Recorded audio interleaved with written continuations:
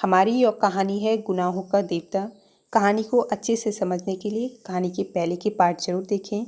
चलिए अब कहानी को आगे बढ़ाते हैं। अब की जाड़े में तुम्हारा ब्याह होगा तो आखिर हम लोग नई नई चीज़ का इंतज़ाम करें। डॉक्टर हुए, अब डॉक्टरानी आएगी, सुधा बोली। ना, अब खैर। बहुत मनाने बहलाने फुसलाने पर सुधा मिठाई मंगवाने को राजी हुई। जब नौकर मिठाई लेने चला गया तो चंदन ने चारों ओर देखकर पूछा, कहाँ गई बिनती? उसे भी बुलाओ कि अकेले अकेले खा लोगी। वह पढ़ रही है मास्टर साहब से। क्यों, इम्तिहान तो खत्म हो गया, अब क्या पढ़ रही है? चंदन ने पूछा।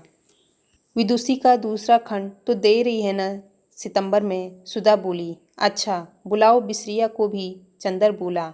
अच्छा, मिठाई आने दो, सुधा ने कहा और फाइल की ओर देखकर कहा, मुझे इस कमबख्त पर बहुत गुस्सा आ रहा है।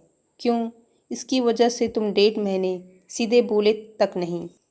इम्तिहान वाले दिन सुबह सुबह तुम्हें हाथ जोड़ने आई तो तुमने सिर पर हाथ भी नहीं रखा, सुधा ने शिकायत के स्वर में कहा। तो अब आशीर्वाद दे दें, अब तो खत्म हुई थीतिस, अब जितना चाहो बात कर लो। थीतिस न लिखते तो फिर तुम्हारे चंदर को उपाधि कहाँ से मिलती? चंदन ने दुलार से कहा। तो फिर कन्वोकेशन पर तुम्हारी गाउन हम पहनकर फोटो खिंचाएंगे, सुधा मचलकर बोली। इतने में नौकर मिठाई ले आया। जाओ बिनती को बुला लाओ, चंदन ने कहा। बिनती आई। तुम पढ़ चुकी? चंदन ने पूछा। अभी नहीं, बिनती बोली। अच्छा, अब आज पढ़ाई बंद करो, उन्हें भी बुला लाओ, मिठाई खाई जाए, चंदन ने कहा। अच्छा, कहकर बिनती जो मुड़ी तो सुधा बोली, अरे लालचिन, ये तो पूछ ले कि मिठाई काहे की है। मुझे मालूम है, बिनती मुस्कुराती हुई बोली। उनके यहाँ गए होंगे, पम्मी के यहाँ, फिर आज कुछ उस दिन जैसा बात हुई होगी। सुधा हंस पड़ी, चंदर झेप गया। बिनती चली गई बिसरिया को बुलाने। अब तो ये तुमसे बोलने लगी, सुधा ने कहा। हाँ, यह है बड़ी सुशील लड़की और बहुत शांत, हमें बहुत अच्छी लगती है। बोलना तो जैसे आता ही नहीं इसे। हाँ, लेकिन अब खूब सीख रही है। इसकी गुरु मिली है गेसु, हमसे भी ज़्यादा गेसु से पटने लगी है इसकी। दोनों ब्याह करने जा रही है और दोनों उसी की बातें करती है जब मिलती है तब, सुधा बोली। और कविता भी करती है, यह तुम एक बार कह रही थी, चंदन ने पूछा। नहीं जी, असल में एक बड़ी सुंदर सी नोटबुक थी, उसमें यह जाने क्या लिखती थी, हमें नहीं दिखाती थी। बाद में हमने देखा कि एक डायरी है, उसमें धोबी का हिसाब लिखती थी। तो कविता नहीं लिखती, ताजुब है। वरना 16 बरस के बाद प्रेम करके कविता करना तो लड़कियों का फैशन हो गया है, उतना ही व्यापक जितना उल्टा पल्ला ओढ़ना, चंदर बोला। चला तुम्हारा नारी पुराना, सुधा बिगड़ी। मिठाई खाने वाले आए, आगे आगे बिनती, पीछे पीछे बिसरिया। अभिवादन के बाद बिसरिया बैठ गया।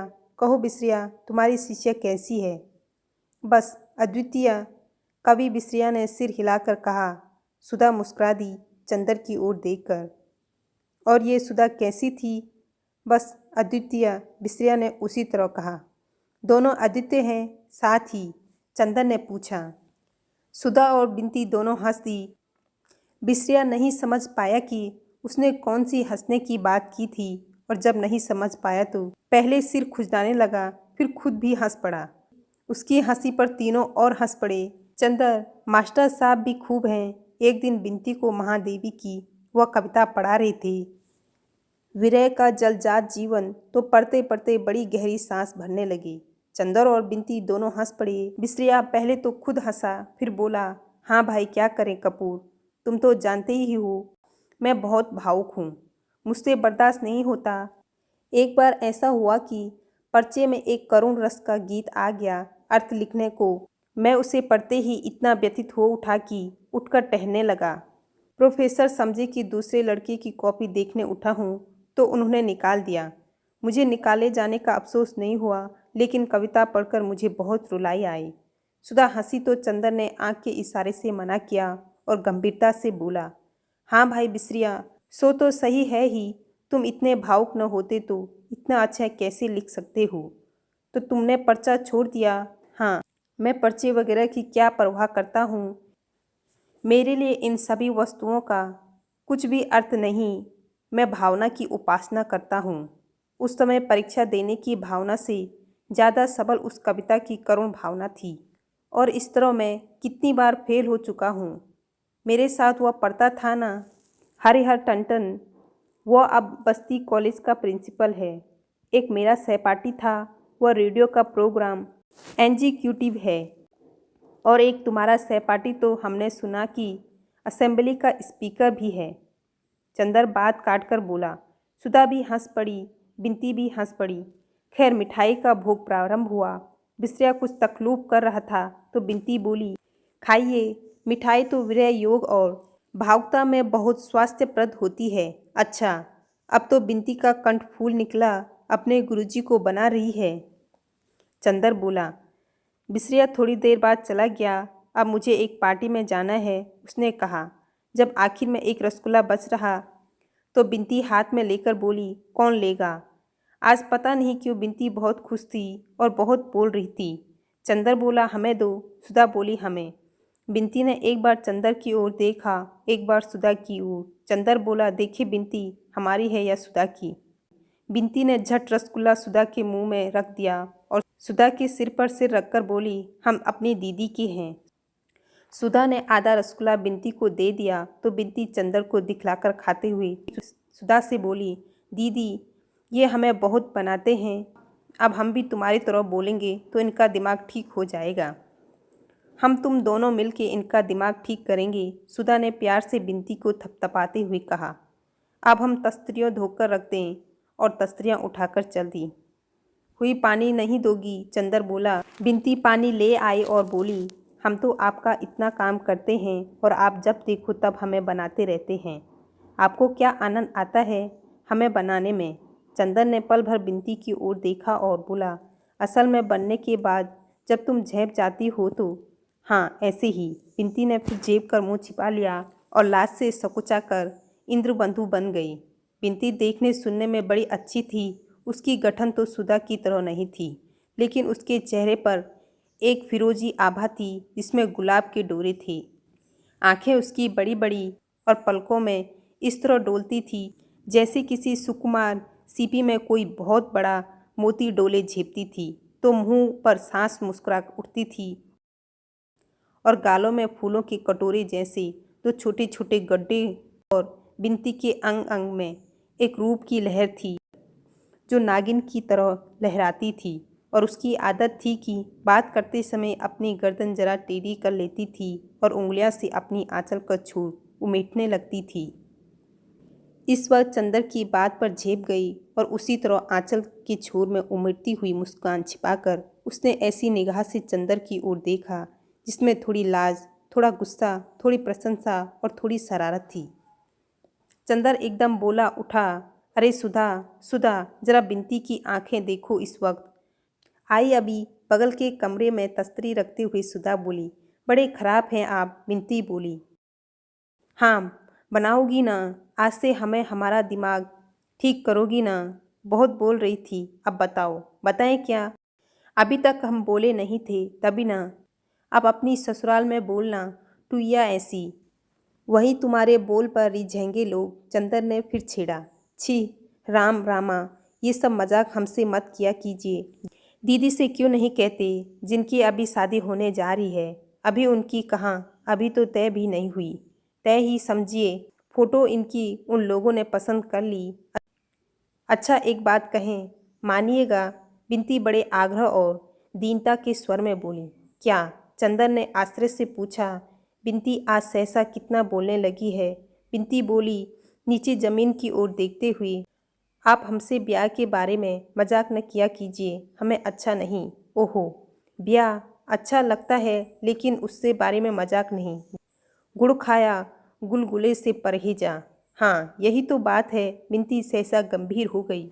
आप समझते होंगे कि मैं ब्याह के लिए उत्सुक हूँ, दीदी भी समझती है, लेकिन मेरा ही दिल जानता है कि ब्याह की बात सुनकर मुझे कैसा लगने लगता है। लेकिन फिर भी मैंने ब्याह करने से इनकार नहीं किया। खुद दौड़ दौड़ कर उस दिन दुबे जी की सेवा में लग रही, इसलिए कि आप देख चुके हैं कि माँ का व्यवहार मुझसे कैसा है। आप यह इस परिवार को देखकर समझ नहीं सकते कि मैं वहाँ कैसे रहती हूँ, कैसे मौजी की बातें बर्दाश्त करती हूँ। वह नरक है मेरे लिए।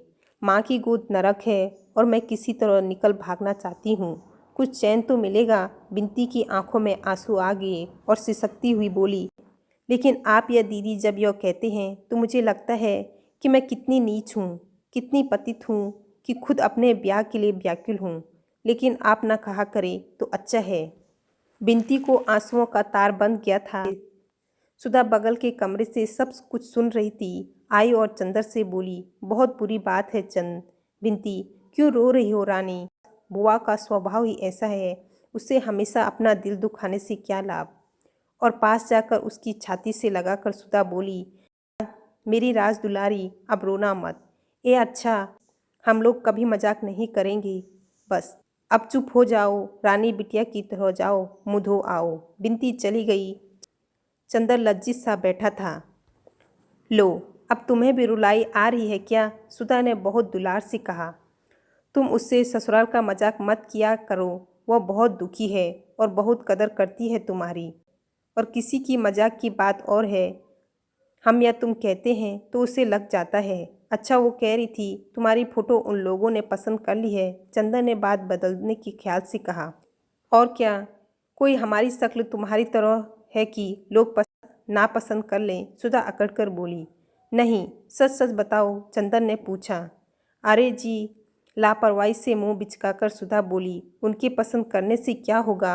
मैं ब्याह वहाँ नहीं करूँगी। तुम इन फेर में न रहना कि हमें निकाल दोगे यहाँ से। इतने में बिनती आ गई। वह भी उदास सी। सुधा उठी और बिनती को पकड़ लाई और ढकेल कर चंदर के बगल में बिठा दिया। लो चंदर, अब इसे दुलार कर लो। तो अभी गुरगुराने लगी, बिल्ली कहीं की। सुधा ने उसे हल्की सी चपत मारकर कहा। बिनती का मुंह अपनी हथेलियों में लेकर अपने मुंह के पास लाकर आंखों में आंखें डालकर कहा, पगली कहीं की, आंखों का खजाना लुटाती फिरती है। चंदर, डॉक्टर शुक्ला ने पुकारा और चंदर उठकर चला गया। सुधा पर इन दिनों घूमना सवार था। सुबह हुई कि चप्पल पहनी और गायब। गेसु, कामनी, प्रभा, लीला, शायद ही कोई लड़की बची होगी जिसके यहाँ जाकर सुधा उधम न मचा आती हो और चार सुख दुख की बातें न कर आती हो। बिनती को घूमना कम पसंद था। हाँ, जब कभी वह सुधा गेसु के यहाँ जाती थी तो बिनती जरूर जाती थी। उसे सुधा की सभी मित्रों में गेसु सबसे ज़्यादा पसंद थी। डॉक्टर शुक्ला के ब्यूरो में छुट्टी हो चुकी थी, पर वे सुधा का ब्याह तय कराने की कोशिश कर रहे थे, इसलिए वह बाहर भी नहीं गए थे। चंदर 1.5 महीने तक लगातार मेहनत करने के बाद पढ़ाई लिखाई की ओर से आराम कर रहा था और उसने निश्चय कर लिया था कि अब बरसात के पहले वह किताब छुएगा नहीं। बड़े आराम के दिन कटते थे उसके। सुबह उठकर साइकिल पर गंगा नहाने जाता था और वहाँ अक्सर ठाकुर साहब से भी मुलाकात हो जाती थी। डॉक्टर शुक्ला ने भी कई दफ़े इरादा किया कि वे गंगा जी चला करें, लेकिन एक तो उनसे दिन में काम नहीं होता। शाम को वे घूमते और सुबह उठकर किताब लिखते थे। एक दिन सुबह लिख रहे थे कि चंदर आया और उनके पैर छूकर बोला, प्रांतीय सरकार का वह पुरस्कार कल शाम को आ गया। कौन सा? वह जो उत्तर प्रांत में माता और शिशुओं की मृत्यु संख्या पर मैंने निबंध लिखा था, उसी। तो क्या पदक आ गया? डॉक्टर शुक्ला ने पूछा। जी। अपनी जेब में से एक मखमली डिब्बा निकालकर चंदर ने दिया। पदक बहुत सुंदर था, जगमगाता हुआ स्वर्ण पदक जिसमें प्रांतीय राजमुद्रा अंकित थी। ईश्वर तुम्हें बहुत यशस्वी करें जीवन में। डॉक्टर शुक्ला ने पदक उसकी कमीज में अपने हाथों से लगा दिया। लाओ, अंदर सुधा को दिखाओ। चंदर जाने लगा तो डॉक्टर साहब ने बुलाया, अच्छा, अब सुधा की शादी का इंतजाम करना है। हमसे तो कुछ होने से रहा, तुम्ही को सब करना होगा। और सुनो, जेठ दशहरा को लड़के का भाई और माँ देखने आ रही है और बहन भी आएगी गांव से। अच्छा। चंदर बैठ गया कुर्सी पर और बोला, कहाँ है लड़का, क्या करता है? लड़का शाहजहाँपुर में है, घर के जमींदार हैं ये लोग। लड़का एमए है और अच्छे विचारों का है। उसने लिखा है कि सिर्फ 10 आदमी बारात में आएंगे, एक दिन रुकेंगे, संस्कार के बाद चले जाएंगे। सिवा लड़की के गहने कपड़े और लड़के के गहने कपड़ों के और कुछ भी नहीं स्वीकार करेंगे। अच्छा, ब्राह्मणों में से ऐसा कुल नहीं मिलेगा, तभी तो सुधा की किस्मत है, वरना तुम बिंती के ससुर को तो देख ही चुके हो। अच्छा, जाओ सुधा से मिलाओ। वह सुधा के कमरे में आ गया। सुधा थी ही नहीं। वह आंगन में आया, देखा महराजन खाना बना रही है और बिंती बरामदे में गुरादे की अंगीठी पर पकौड़ियाँ बना रही है। आइए, बिंती बोली। दीदी तो गई है गेसु को बुलाने, आज गेसु की दावत है। पीढ़े पर बैठिएगा, लीजिए। एक पीढ़ा चंदर की ओर बिंती ने खिसका दिया। चंदर बैठ गया। बिंती ने उसके हाथ में मखमली डिब्बा देखा तो पूछा, यह क्या लाई? कुछ दीदी के लिए है क्या? यह तो अंगूठी मालूम पड़ती है। अंगूठी? वह क्या दाल में मिला के खाएगी, जंगली कहीं की। उसे क्या तमीज़ है अंगूठी पहनने? हमारी दीदी के लिए ऐसी बात की तो अच्छा नहीं होगा। उसे बिंती ने उसी तरह गर्दन की टेढ़ी कर आंखें डुलाते हुए धमकाया। उन्हें नहीं अंगूठी पहननी आएगी तो क्या आपको आएगी? अब ब्याह में 16 श्रृंगार करेगी। अचड़ा, दीदी कैसी लगेगी घूंघट काट के? अभी तक तो सिर खोले कच्ची की तरह घूमती फिरती है। तुमने तो डाल दी आदत ससुराल में रहने की, चंदन ने बिंती से कहा। अरे हमारा क्या? एक गहरी सांस लेते हुए बिंती ने कहा, हम तो उसी दिन के लिए बने थे, लेकिन सुधा दीदी को ब्याह शादी में न फंसना पड़ता तो अच्छा था। दीदी इन सब के लिए नहीं बनी थी। आप मामा जी से कहते क्यों नहीं? चंदन ने कुछ जवाब नहीं दिया, चुपचाप बैठा हुआ सोचता रहा। बिंती भी कढ़ाई में से पकोड़े निकाल निकाल कर थाली में रखने लगी। थोड़ी देर बाद जब वह घी में पकौड़ियाँ डाल चुकी, तब भी वह वैसे ही गुमसुम बैठा सोच रहा था। क्या सोच रहे हैं आप? नहीं बताइएगा, फिर अभी हम दीदी से कह देंगे। बैठे बैठे सोच रही थी, बिंती बोली। क्या तुम्हारी दीदी का डर पड़ा है? चंदन ने कहा। अपने दिल से पूछिए, हमसे नहीं बन सकते आप, बिंती ने मुस्कुराकर कहा। और उसके गालों में फूलों की कटोरी खिल गई। अच्छा, इस डब्बे में क्या है? कुछ प्राइवेट? नहीं जी, प्राइवेट क्या होगा, और वह भी तुमसे। सोने का मेडल है, मिला है मुझे एक लेख पर। और चंदन ने डिब्बा खोलकर दिखला दिया। आहा, यह तो बहुत अच्छा है, हमें दे दीजिए, बिंती बोली। क्या करेगी तू? चंदन ने हंसकर पूछा। अपने आने वाले जीजा जी के लिए कान के दूबे बनवा लेंगी, बिंती बोली। अरे हाँ, आपको एक चीज़ दिखाएंगे। क्या? यह नहीं बताते, देखिएगा तो उछल पड़िएगा। तो दिखाओ ना। अभी तो दीदी आ रही होगी, दीदी के सामने नहीं दिखाएंगे। सुधा से छिपाकर हम कुछ नहीं कर सकते, यह तुम जानती हो, चंदर बोला। छिपाने की बात थोड़ी ही है, देखकर तब उन्हें बता दीजिएगा। वैसे वो खुद ही सुधा दीदी से क्या छिपाते हैं।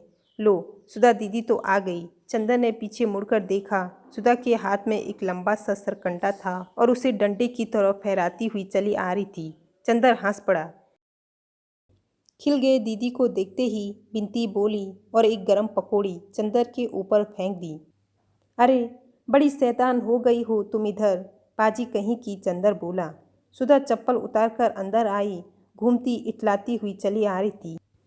कहो सेठ स्वार्थी मल, उसने चंदर को देखते ही कहा। सुबह हुई और पकौड़ी की महक लग गई तुम्हें। पीठा खींचकर उसके बगल में बैठ गई और सरकंडा चंदर के हाथ पे रखते हुए बोली, लो, यह गन्ना घर में वो देना और गडेरी खाना। अच्छा, और हाथ में बढ़ाकर वह डिब्बा उठा ली और बोली, इसमें क्या है, खोले या न खोलें? अच्छा, खत तक तो हमारे बिना पूछे खोल लेती हो, इसे पूछ के खोलेगी? अरे, हमने सोचा शायद इस डिबिया में पम्मी का दिल बंद हो, तुम्हारी मित्र है, शायद स्मृति चीना में वहीं दे दिया हो। और सुधा ने डिबिया खोली तो उछल पड़ी। यह तो उसी निबंध पे मिला है जिसका चार्ट तुम बनाए थे। हाँ, तब तो ये हमारा है। डिबिया अपने वक्ष में छिपाकर सुधा बोली।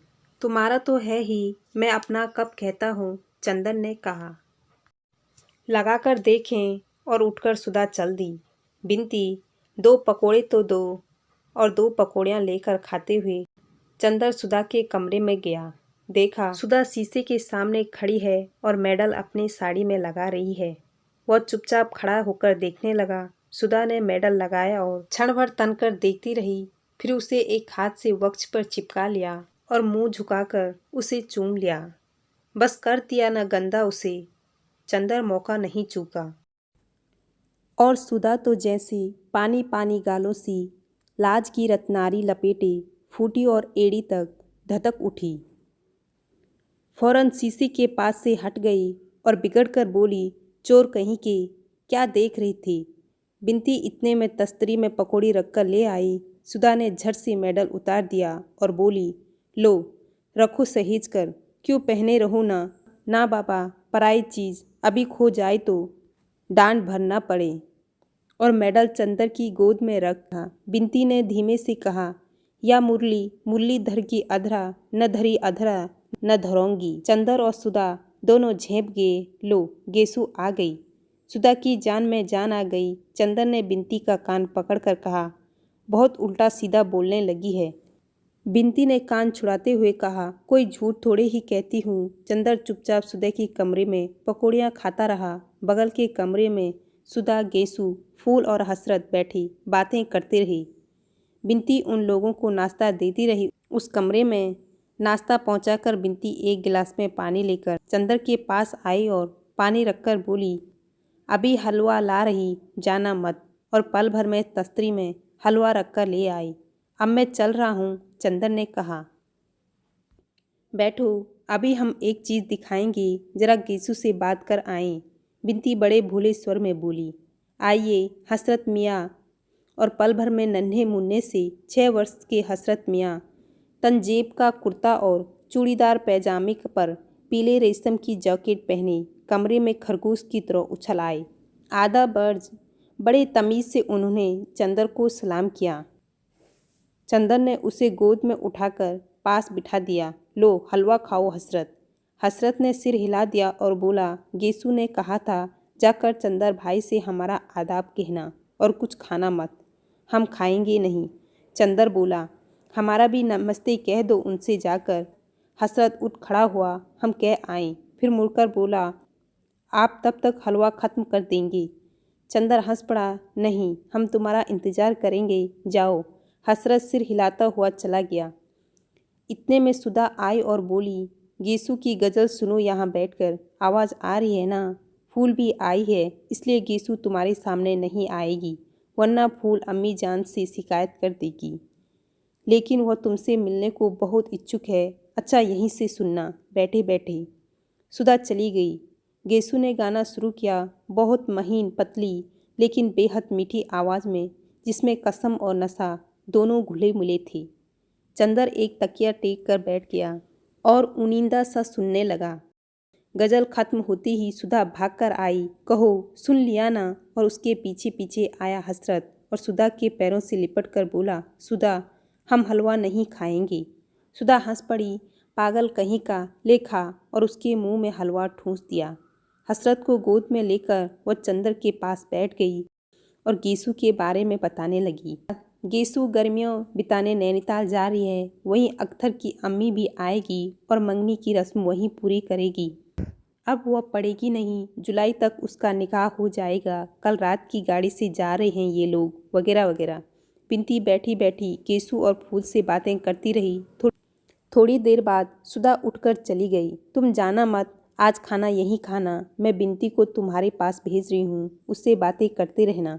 थोड़ी देर बाद बिनती आई। उसके हाथ में कुछ था जिसे वो अपने आंचल से छिपाई हुई थी। आई और बोली, अब दीदी नहीं है, जल्दी से देख लीजिए।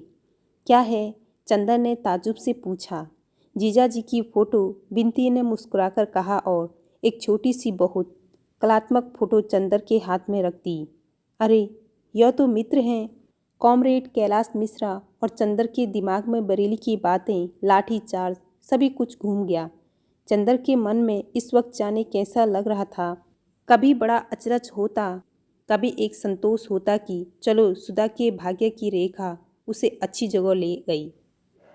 फिर कभी सोचता कि मिश्र इतना विचित्र स्वभाव का है, सुधा की उससे निभेगी या नहीं। फिर सोचता, नहीं, सुधा भाग्यवान है, इतना अच्छा लड़का मिलना मुश्किल था। आप इन्हें जानते हैं? बिनती ने पूछा। हाँ, सुधा भी उन्हें नाम से जानती है, शक्ल से नहीं, लेकिन अच्छा लड़का है, बहुत अच्छा लड़का।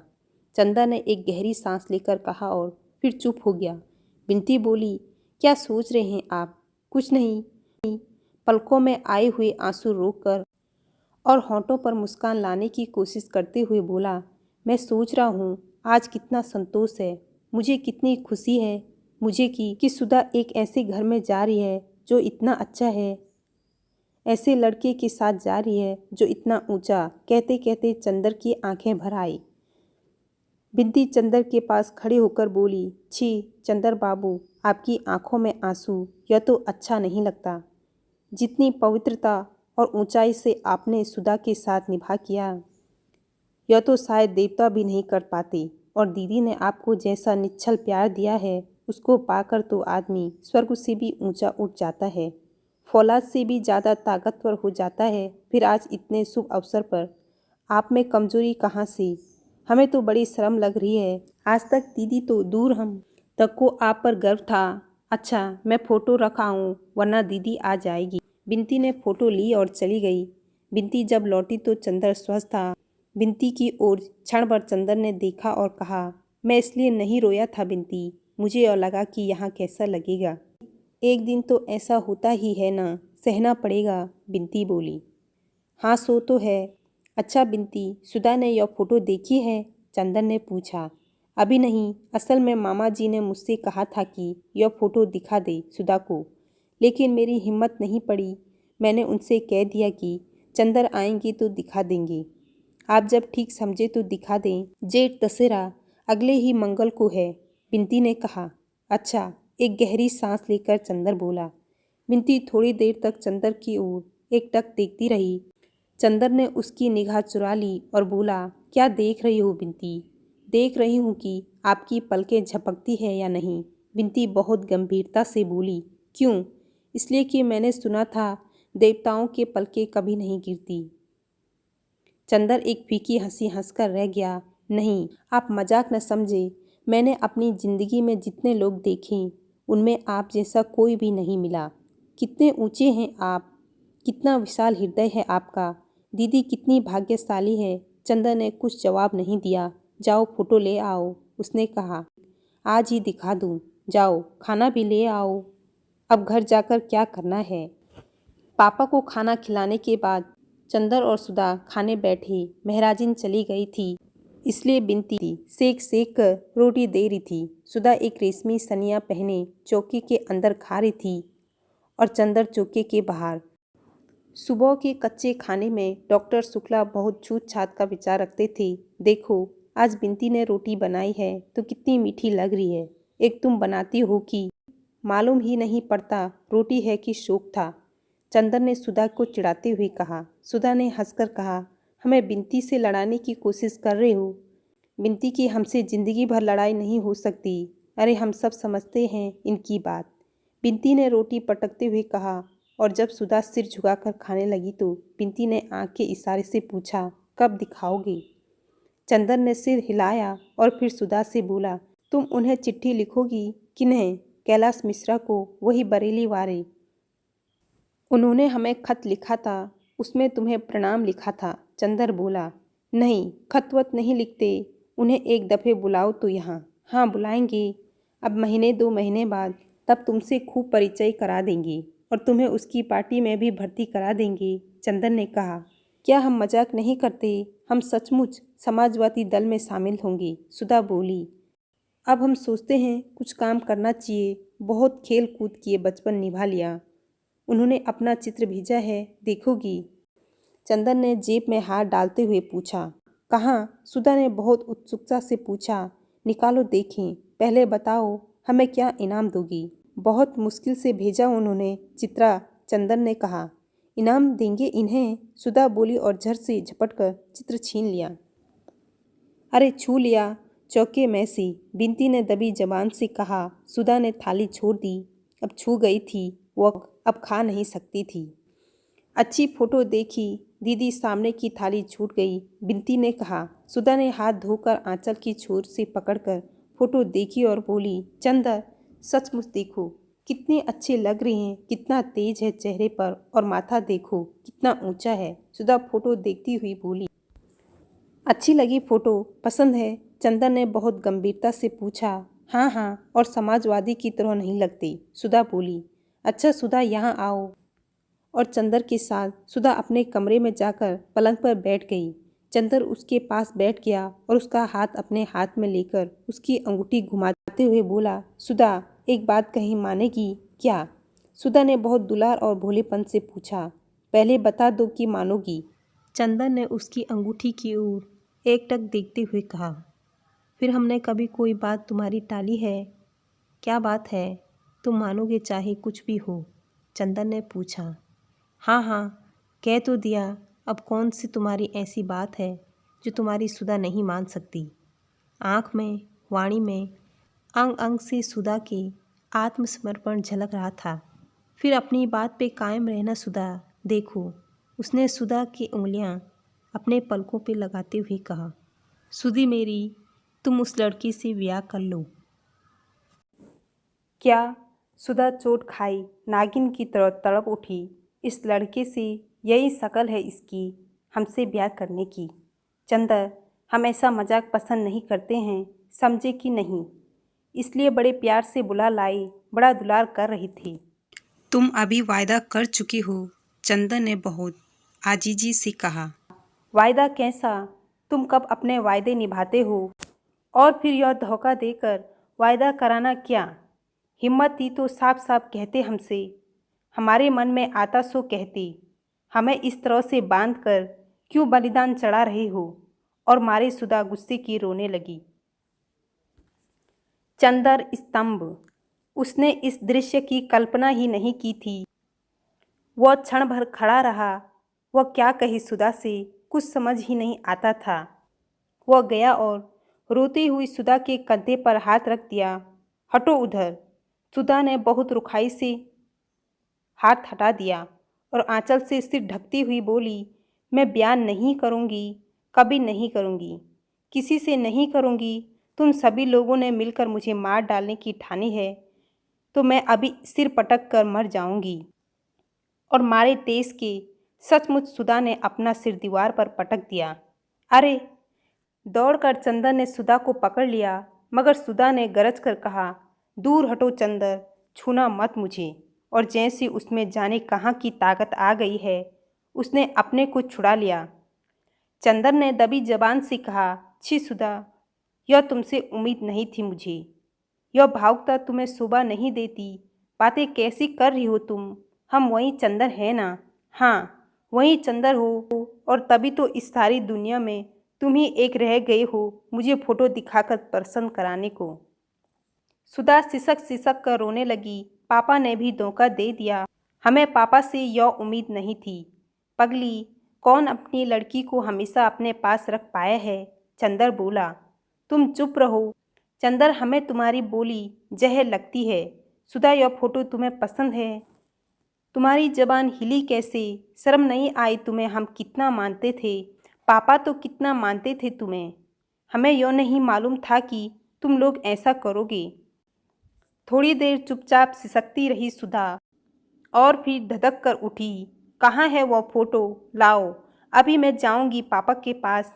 मैं कहूँगी उनसे, हो, मैं इस लड़की को पसंद करती हूँ। यह बहुत अच्छा है, बहुत सुंदर है, लेकिन मैं उससे शादी नहीं करूँगी। मैं किसी से शादी नहीं करूँगी, झूठी बात है। और उठकर पापा के कमरे की ओर जाने लगी। खबरदार जो कदम बढ़ाया। चंदन ने डांट कर कहा, बैठो इधर। मैं नहीं रुकूंगी, सुधा ने अकड़ कर कहा। नहीं रुकोगी? नहीं रुकोगी? और चंदर का हाथ तेज में उठा और एक भरपूर तमाचा सुधा के गाल पर पड़ा। सुधा के गाल पर नीली उंगलियां उपट आई। वह स्तंभा जैसे पत्थर बन गई हो। आंख में आंसू जम गए, पलकों में निगाहें जम गई, होंठों में आवाज़ें जम गई और सीने में सिसकियां जम गईं। चंदन ने एक बार सुधा की ओर देखा और कुर्सी पर जैसे गिर पड़ा और सिर पटक कर बैठ गया। सुधा कुर्सी के पास जमीन पर बैठ गई, चंदर के घुटनों पर सिर रख दिया। बड़ी भारी आवाज में बोली, चंदर, देखे तुम्हारे हाथ में चोट तो नहीं आई? चंदन ने सुधा की ओर देखा, एक ऐसी निगाह जिसमें कब्र मुंह फाड़कर जमुआई ले रही थी। सुधा एकाएक फिर सिसक पड़ी और चंदर के पैरों पर सिर रखकर बोली, चंदर, सचमुच मुझे अपने आश्रय से निकाल कर ही मानोगे। चंदर, मजाक की बात दूसरी है, जिंदगी में तो दुश्मनी मत निकाला करो। चंदर एक गहरी सांस लेकर चुप हो गया और सिर थाम कर बैठ गया। 5 मिनट बीत गए। कमरे में सन्नाटा, गहन खामोशी। सुधा चंदर के पाँव को छाती से चिपकाए सूनी सूनी निगाहों से जाने कुछ देख रही थी। दीवारों के पार, दिशाओं के पार, क्षितिजों से परे दीवार पर घड़ी चल रही थी, टिक टिक। चंदर ने सिर उठाया और कहा, सुधा हमारी तरफ देखो। सुधा ने सिर ऊपर उठाया। चंदर बोला, सुधा तुम हमें जाने क्या समझ रही होगी, लेकिन अगर तुम समझ पाती कि मैं क्या सोचता हूँ, क्या समझता हूँ। सुधा कुछ नहीं बोली। चंदर कहता गया, मैं तुम्हारे मन को समझता हूँ सुधा। तुम्हारे मन ने जो तुमसे नहीं कहा वह मुझसे कह दिया था। लेकिन सुधा, हम दोनों एक दूसरे की ज़िंदगी में क्या इसलिए आए कि एक दूसरे को कमज़ोर बना दें, या हम लोगों ने स्वर्ग की ऊंचाइयों पर साथ बैठकर आत्मा का संगीत सुना सिर्फ इसलिए कि उसे अपने ब्याह की सहनाई में बदल दे। गलत मत समझो चंदर, मैं गेसू नहीं कि अख्तर से ब्याह के सपने देखूं, और नहीं तुम अख्तर हो चंदर। मैं जानती हूँ कि मैं तुम्हारे लिए राखी के सूत से भी ज़्यादा पवित्र रही हूँ, लेकिन मैं जैसी हूँ वैसी ही क्यों नहीं रहने देते। मैं किसी से शादी नहीं करूँगी, मैं पापा के पास रहूँगी। शादी को मेरा मन नहीं कहता, मैं क्यों करूँ। तुम गुस्सा मत हो, दुखी मत हो। तुम आज़ाद दोगे तो मैं कुछ भी कर सकती हूँ, लेकिन हत्या करने से पहले यह तो देख लो कि मेरे हृदय में क्या है। सुधा ने चंदर के पाँव को अपने हृदय से और भी दबाकर कहा। सुधा, तुम एक बात सोचो, अगर तुम सबका प्यार बटोरती चलती हो तो कुछ तुम्हारी जिम्मेदारी है या नहीं। पापा ने आज तक तुम्हें किस तरह पाला, अब क्या तुम्हारा यह फर्ज है कि तुम उनकी बात को ठुकराओ। और एक बात और सोचो, हम पर कुछ विश्वास करके ही उन्होंने कहा है कि मैं तुमसे फ़ोटो पसंद कराऊं। अगर अब तुम इनकार कर देती हो तो एक तरफ पापा को तुमसे धक्का पहुंचेगा, दूसरी ओर से मेरे प्रति उनके विश्वास को कितनी चोट लगेगी। हम उन्हें क्या मुंह दिखाने लायक रहेंगे भला। तो तुम क्या सोचती हो, महज अपनी थोड़ी सी भावुकता के पीछे तुम सभी की ज़िंदगी चौपट करने के लिए तैयार हो। यह तुम्हें शोभा देता है। क्या कहेंगे पापा कि चंदर ने अभी तक तुम्हें यही सिखाया था। हमें लोग क्या कहेंगे बताओ। आज तुम शादी न करो, उसके बाद पापा हमेशा के लिए दुखी रहा करें और दुनिया हमें कहा करें, तब तुम्हें अच्छा लगेगा। नहीं, सुधा ने भराए हुए गले से कहा। तब और फिर एक बात और है न सुधी, सोने की पहचान आग में होती है ना। लपटों में अगर उसमें और निखार आए तभी वह सच्चा सोना है। सचमुच मैंने तुम्हारे व्यक्तित्व को बनाया है या तुमने मेरे व्यक्तित्व को बनाया है, यह तो तभी मालूम होगा जबकि हम लोग कठिनाइयों से, वेदनाओं से, संघर्षों से खेलें और बाद में विजयी हो। और तभी मालूम होगा कि सचमुच मैंने तुम्हारे जीवन में प्रकाश और बल दिया था। अगर सदा तुम मेरी बाहों की सीमा में रही और मैं तुम्हारी पलकों की छाँव में रहा और बाहर के संघर्षों से हम लोग डरते रहे तो कायरता है। और मुझे अच्छा लगेगा कि दुनिया कहे कि मेरी सुधा, जिस पर मुझे नाज था, वह कायर है। बोलो, तुम कायर कहलाना पसंद करोगी? हाँ, सुधा ने फिर चंदर के घुटनों में मुंह छिपा लिया। क्या यो मैं सुधा के मुंह से सुन रहा हूँ? छी पगली, अभी तक तेरी निगाहों में मेरे लिए प्राणों में अमृत भरा है और मेरी सांसों ने तेरे पंखों में तूफानी की तेजी। और तुम्हें तो आज खुश होना चाहिए कि अब सामने जो रास्ता है उसमें हम लोगों को यह सिद्ध करने का अवसर मिलेगा कि सचमुच हम लोगों ने एक दूसरे को ऊंचाई और पवित्रता दी है। मैंने आज तक तुम्हारी सहायता पर विश्वास किया था, क्या आज तुम मेरा विश्वास तोड़ दोगी? सुधा, इतनी क्रूर क्यों हो रही हो आज तुम साधारण लड़की नहीं हो, तुम ध्रुव तारा से ज़्यादा प्रकाशमान हो। तुम यह क्यों चाहती हो कि दुनिया कहे सुधा भी एक साधारण सी भावुक लड़की थी, और आज मैं अपने कान से सुनूं। बोलो सुधी। चंदन ने सुधा के सिर पर हाथ रखकर कहा। सुधा ने आंखें उठाई, बड़ी कातर निगाहों से चंदर की ओर देखा और सिर पर हाथ फेरते हुए चंदर बोला, झुका लिया। सुधा, सुधा, मैं जानता हूँ मैं तुम पर शायद बहुत सख्ती कर रहा हूँ, लेकिन तुम्हारे सिवा और कौन है मेरा, बताओ। तुम्ही पर अपना अधिकार आजमा सकता हूँ। विश्वास करो मुझ पर सुधा। जीवन में अगलाव, दूरी, दुख और पीड़ा आदमी को महान बना सकती है।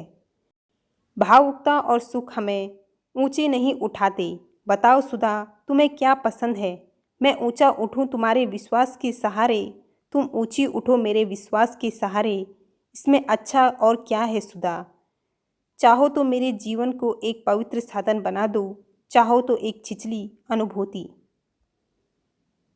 सुधा ने एक गहरी सांस ली, क्षण भर घड़ी की ओर देखा और बोली, इतनी जल्दी क्या है अभी चंदर? तुम जो कहोगे मैं कर लूँगी। और फिर वह सिसकने लगी, लेकिन इतनी जल्दी क्या है? अभी मुझे पढ़ लेने दो। नहीं, इतना अच्छा लड़का फिर मिलेगा नहीं, और इस लड़के के साथ तुम वहाँ भी पढ़ सकती हो। मैं जानता हूँ उसे, वह देवताओं सा निश्चल है। बोलो, मैं पापा से कह दूँ कि तुम्हें पसंद है? सुधा कुछ नहीं बोली। मौन का मतलब है ना? चंदर ने पूछा। सुधा ने कुछ नहीं कहा, झुककर चंदर के पैरों को अपने होंठों से छू लिया और पलकों से 2 आंसू चू पड़े। चंदन ने सुधा को उठा लिया और उसके माथे पर हाथ रखकर कहा, ईश्वर तुम्हारी आत्मा को सदा ऊंचा बनाएगा सुधा। उसने एक गहरी सांस लेकर कहा, मुझे तुम पर गर्व है, और फोटो उठाकर बाहर चलने लगा। कहाँ जा रहे हो? जाओ मत। सुधा ने उसका कुर्ता पकड़कर बड़ी आजीजी से कहा, मेरे पास रहो, तबीयत घबराती है। चंदर पलंग पर बैठ गया। सुधा तकिए पर सिर रखकर लेट गई और फटी फटी फतराई आंखों से जाने क्या देखने लगी। चंदर भी चुप था, बिल्कुल खामोश। कमरे में सिर्फ घड़ी चल रही थी, टिक टिक। थोड़ी देर बाद सुधा ने चंदर के पैरों को अपने तकिए के पास खींच लिया और उसके तलवों पर होंठ रखकर उसमें मुंह छिपाकर चुपचाप लेटी रही। बिनती आई, सुधा हिली भी नहीं। चंदर ने देखा वह सो गई थी।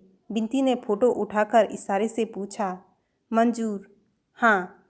बिनती ने बजाय खुश होने की चंदर की ओर देखकर सिर झुका लिया और चली गई। सुधा सो रही थी और चंदर के तलवों में उसकी नरम कुंवारी सांसें गूंज रही थी। चंदर बैठा रहा चुपचाप। उसकी हिम्मत न पड़ी कि वह हिले और सुधा की नींद तोड़ दे। थोड़ी देर बाद सुधा ने करवट बदली तो वह उठकर आंगन की सोफे पर जाकर लेट रहा और जाने क्या सोचता रहा। जब उठा तो देखा धूप ढल गई है और सुधा उसके सिरहाने बैठी उसे पंखा झल रही है। उसने सुधा की ओर एक अपराधी जैसी कातर निगाहों से देखा और सुधा ने बहुत दर्द से आंखें फेर ली और ऊंचाइयों पर आखिरी सांस लेती हुई मरणासन्न धूप की ओर देखने लगी। चंदर उठा और सोचने लगा तो सुधा बोली, कल आओगे कि नहीं? क्यों नहीं आऊँगा, चंदर बोला। मैंने सोचा शायद अभी से दूर होना चाहते हो। एक गहरी सांस लेकर सुधा बोली और पंखे की ओट में आंसू पोंछ लिए। चंदर दूसरे दिन सुबह नहीं गया। उसकी थीसिस का बहुत सा भाग टाइप होकर आ गया था और उसे बैठा वह सुधार रहा था, लेकिन साथ ही पता नहीं क्यों उसका साहस नहीं हो रहा था वहाँ जाने का। लेकिन मन में एक चिंता थी सुधा की, वह कल से बिल्कुल मुरझा गई थी। चंदर को अपने ऊपर कभी कभी क्रोध आता था, लेकिन वह जानता था कि यह तकलीफ का ही ठीक रास्ता है। वह अपनी जिंदगी में सस्तेपन के खिलाफ था, लेकिन उसके लिए सुधा की पलक का एक आंसू भी देवता की तरह था और सुधा के फूलों जैसे चेहरे पर उदासी की एक रेखा भी उसे पागल बना देती थी। सुबह पहले तो वह नहीं गया, बाद में स्वयं उसे पछतावा होने लगा और वह अधीरता से 5 बजने का इंतज़ार करने लगा। 5 बजे और वह साइकिल लेकर पहुंचा। देखा सुधा और बिनती दोनों नहीं हैं। अकेले डॉक्टर शुक्ला अपने कमरे में बैठे हैं। चंदर गया। आओ, सुधा ने तुमसे कह दिया उसे पसंद है? डॉक्टर शुक्ला ने पूछा। हाँ, उसे कोई ऐतराज़ नहीं, चंदर ने कहा। मैं पहले से जानता था सुधा मेरी इतनी अच्छी है, इतनी सुशील है कि वह मेरी इच्छा का उल्लंघन तो कर ही नहीं सकती। लेकिन चंदर, कल से उसने खाना पीना छोड़ दिया है। बताओ इससे क्या फ़ायदा? मेरे बस में क्या है, मैं उसे हमेशा रख नहीं सकता। लेकिन आज सुबह खाते वक्त वह बैठी भी नहीं मेरे पास। बताओ। उनका गला भर आया। बताओ मेरा क्या कसूर है? चंदर चुप था।